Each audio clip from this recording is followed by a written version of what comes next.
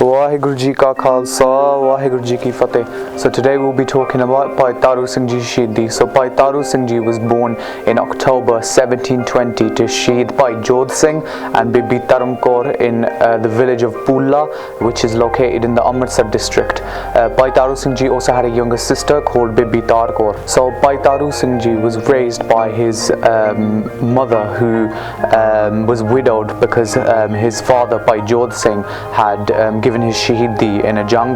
So the Singhs used to fight in small jathebandis and they used to hide in the jungles, and when need be they would come out of the jungles and actually fight against the Pathan Fauja. So Bhai Taru Singh Ji, instead of fighting, he spent a lot of time doing seva of the different jathebandis along with his sister, and did all he could to help fight the oppression peacefully, to slowly help the Sikh jathebandis and make sure, you know, they had enough food, water, that the Singhs were nursed to health, they had the right clothing, the right armor, enough hathiars, things like that. One day an elderly fisherman actually came to Bhai Taru Singh Ji's house, and this fisherman was a Muslim, and he explained to Bhai Taru Singh Ji that his daughter had been kidnapped by one of the Pathan Faujdars, so one of the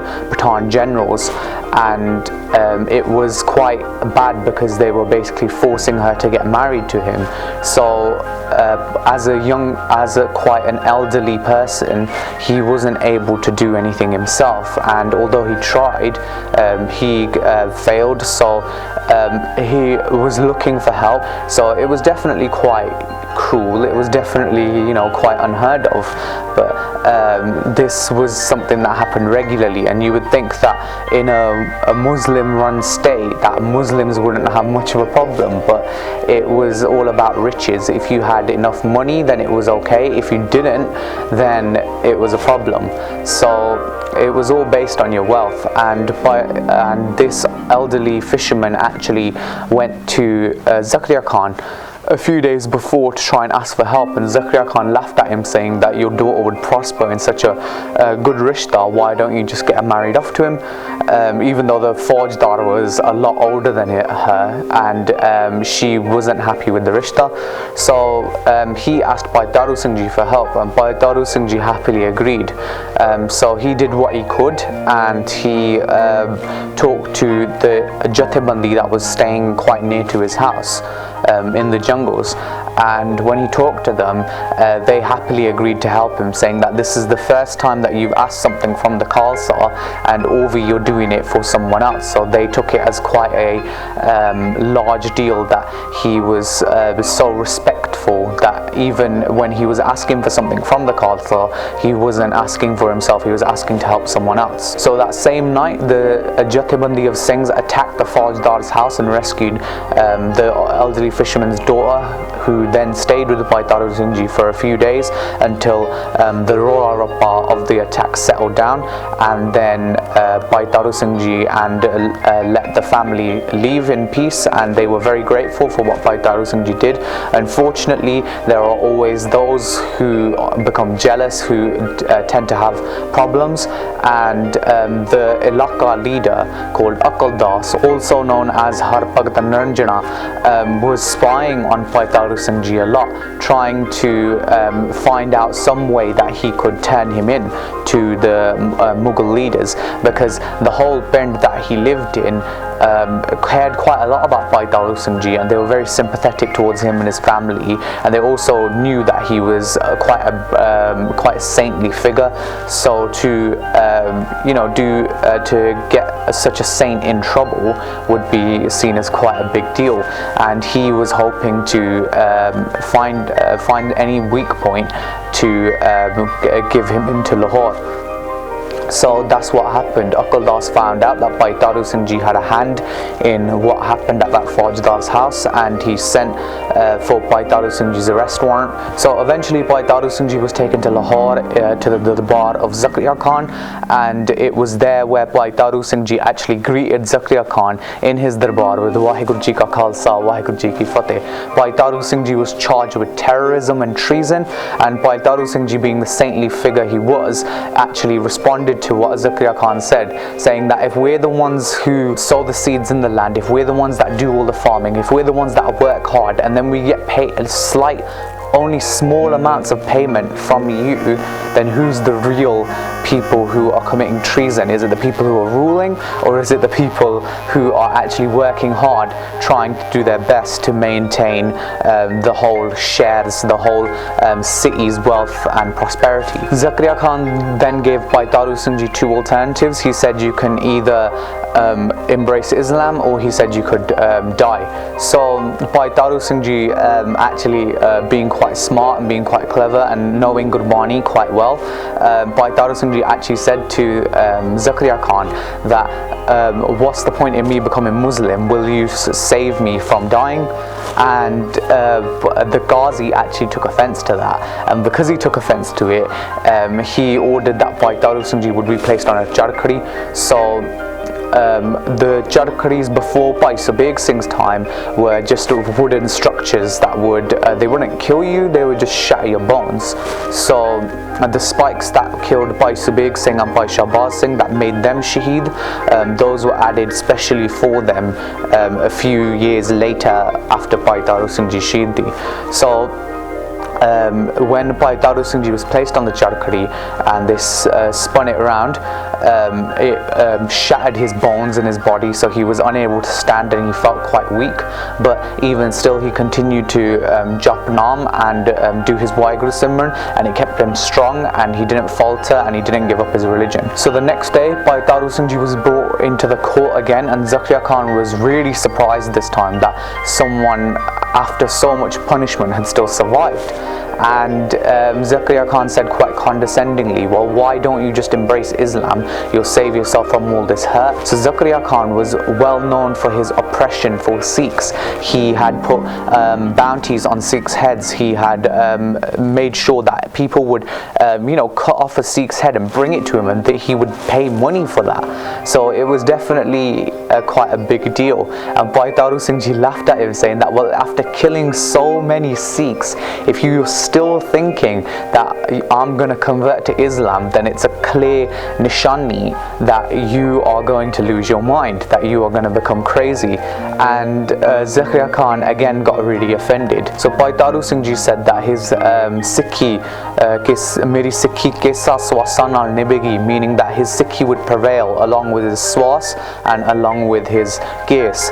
And the moment he said that, Zaheer Khan said quite foul words about Guru's case and about Guru's Sikhi, saying that he would ruin that Sikhi Siddiq that Bhai Taru Singh Ji had by smacking juttiyan in his head and taking out the swas that he had. So it was quite rude, it was quite offensive, and it was also quite deeply talking about the Guru and the Guru Gar like that, and talking about Gur Sikhi like that. It was quite a big deal. And Bhai Taru Singh Ji, who was usually quite a calm person, spoke out in anger, saying that juttiyan tere sar vich paingiyan te ek khalsa tenu apne agge la ke le javega, which roughly translates to that he would be hit in the head with juttiyan, with the shoes, and this Khalsa, as in Bhai Taru Singh Ji, would only die until he had died first.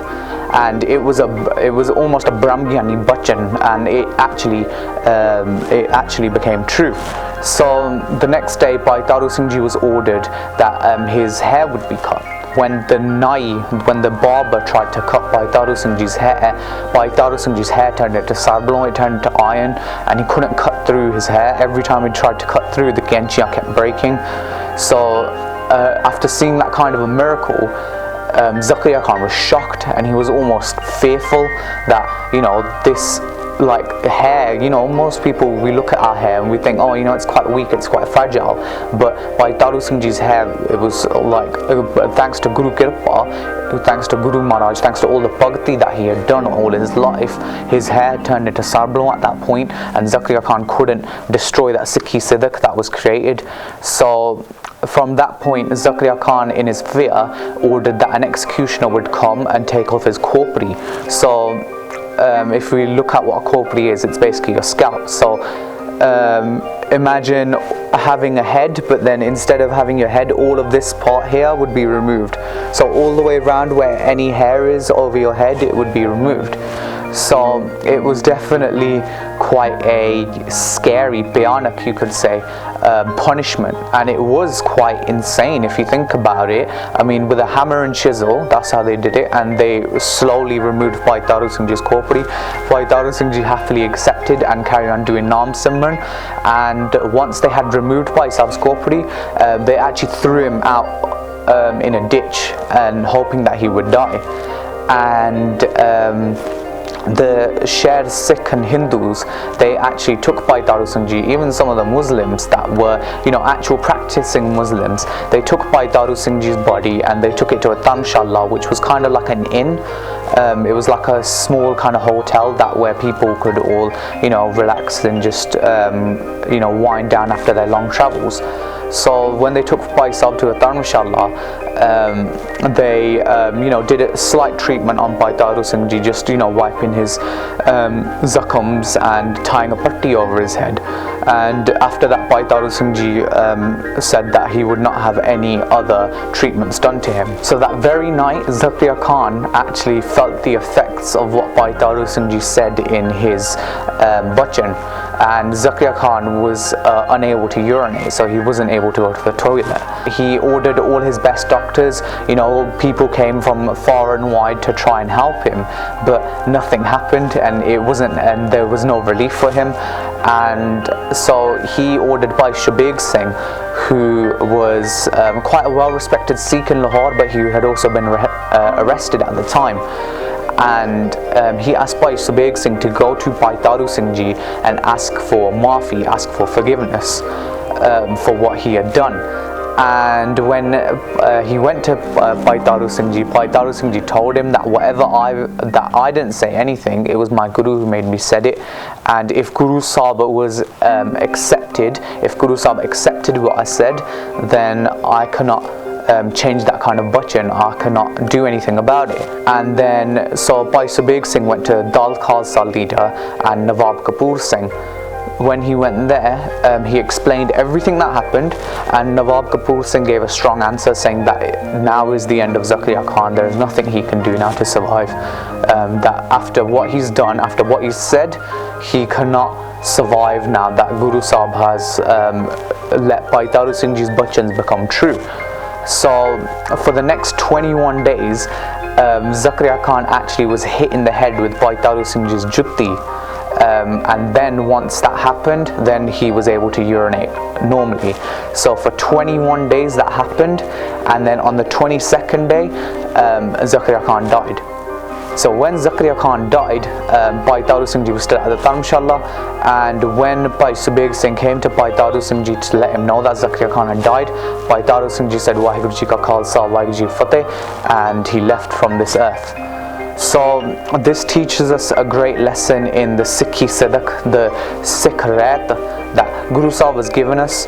You know, Guru Sahib's not just given us this identity for no reason, it's because it's an identity of strength and it's an identity of power. It also shows the power that you can have when you do Gurbani Part, Gurbani Simran. You know, not any person could do something like that. You know, no one single person that we have nowadays could probably do anything like that, you know. And to have someone in our history who's done something like that, who's given such a great Shaheedi at such a young age as well.